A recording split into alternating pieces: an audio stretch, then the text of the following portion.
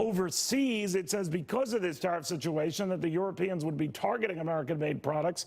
Theirs are American-made, so they wanted to get out from under that. Others are saying this has nothing to do with that. They're just looking for cheaper labor costs, so they're pulling a fast one. But all of this, as the president promises, there will be retribution.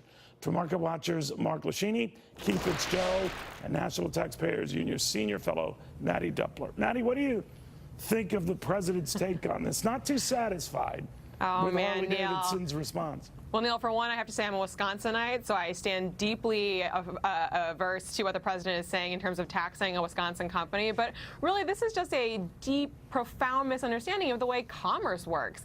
Harley Davidson has to respond to the economic factors on the ground, and that is a number of tariffs coming at them from the EU. So they can't pass the cost, an extra $2,200, I believe, of a bike onto their customers in the European Union. But they haven't it simply happened won't yet. stand it. They haven't happened yet. But companies can't turn on a dime. They need to plan when it comes to their forecast for the next quarter, for the coming year. What if it doesn't happen? What if it doesn't happen? I think that's a good question for the administration. What is the administration's plan here? They need to start offering some real details and some tangible objectives to accomplish with their trade policy. Right now, businesses are looking at each other asking, how do I survive in an environment that is so uncertain? And this is all happening at a time when businesses should be taking the opposite perspective. We have tax reform, we've got deregulation, things that generally should be giving businesses and American commerce a ton of certainty. It's all being undermined by tweets and by different policies coming out of the administration. It's very worrisome.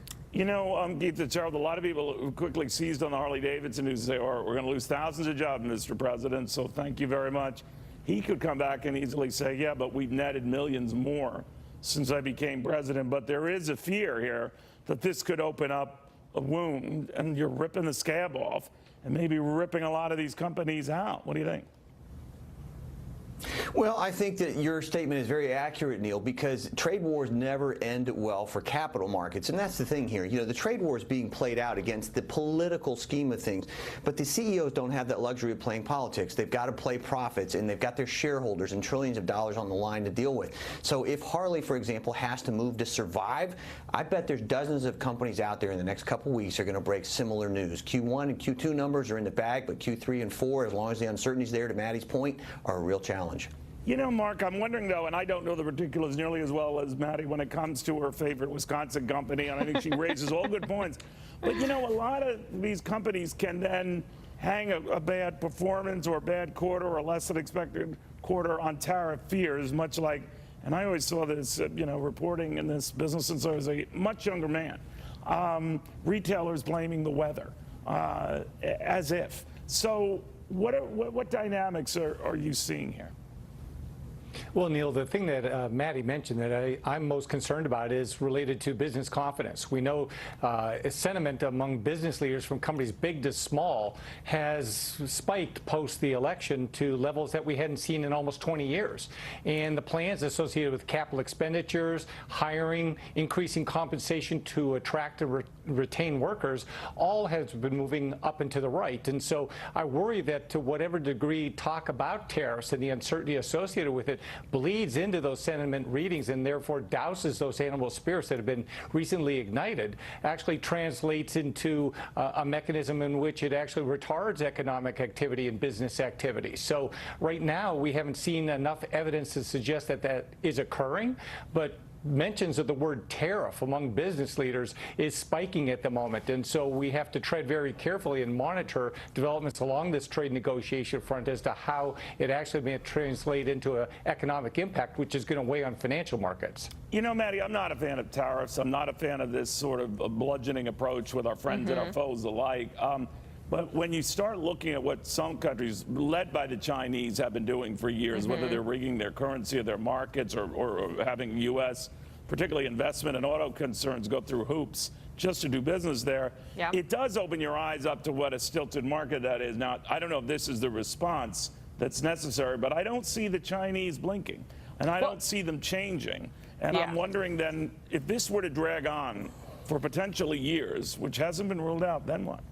Well, Neil, I think that there's a couple of things that we do know. One is what China is. What China is a centrally planned economy. They see their path to growth as one of nationalizing all of their industries and having state control. We know better. So the administration, in my perspective, has an opportunity here to prove once and for all what the ability is for an economy to grow under true pro-growth, liberalized markets. And now they've done this on the tax side, on the regulatory side, but the trade side is the one that worries me the most. It can undermine all those other factors of a pro-growth economy. So what we need is the administration to look at the bad actors in the global economy. China is certainly one of them in a number of arenas, but they need to target their actions clearly and succinctly to those bad actors, rather than painting with a broad brush both our allies and our enemies in this space with the same actions. It simply doesn't make sense. If you want to send a targeted action against the people who are actually causing the problems, you need to do so clearly, rather than muddying the waters with tariffs that really are a broad-based approach to what should be a very acute problem.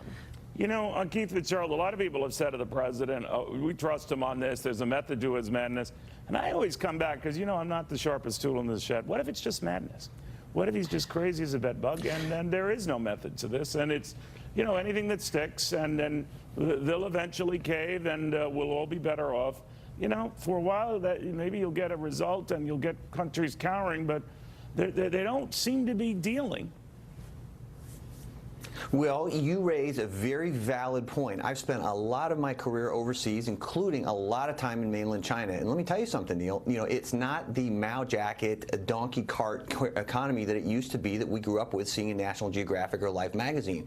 It's a very sophisticated economy being driven by the world's largest middle class, all of whom want the goods, services, and technology we have. It has had the world's largest economy for 18 out of the last 20 centuries. The question that we have to ask is why they're not blinking is maybe China thinks it can win this time. Now, I'm not a political expert. I'm not even going to go there. But that's the game the president is playing, and I sure hope he's right, because if he's not, it's one heck of a gamble to be playing with 300 million Americans. All right. Mark, he's got to get people used to the idea that this does drag on longer than he thought, and China doesn't bend, or even the European Union doesn't bend, or Canada doesn't bend, or Mexico doesn't bend, or India doesn't bend, then he's got to prep all Americans for higher prices, right? And farmers, I guess, for lower prices. We're not at that stage yet. What do you think of that? Well, no, we're not, but I think you're right to some degree, and I think the risk of that is underpriced in the financial markets at the moment. The fact is that the U.S. economy is a fairly closed one by most other standards. I mean, we only export about 12% of our GDP, so we're not particularly reliant on global economic conditions, but the supply chain knock-on effects as it relates to the import and export of other goods that ultimately go into our economy spills over into a much bigger picture than what can be just viewed through that kind of GDP lens. That said, the prospect of protectionist policies leading to inflationary concerns certainly is something that the Fed's going to be debating, because while some have suggested, well, if we do see trade wars escalate, the Federal Reserve will likely stop raising interest rates, the counter argument to that is if in fact it's inflationary, and given the Fed's dual mandate is combating price instability, they may have their hands tied. Yeah, that may be a little stagflation there. I haven't seen that for a while. We're getting way ahead of ourselves. But guys, thank you all very, very much. As we were discussing this and wringing our hands for the markets, they're at session highs. They're up 87 points. So maybe they don't think this will materialize. That's the widespread view here, that whatever bumps we get along the way, we've had serious bumps, the Dow very close to correction territory here,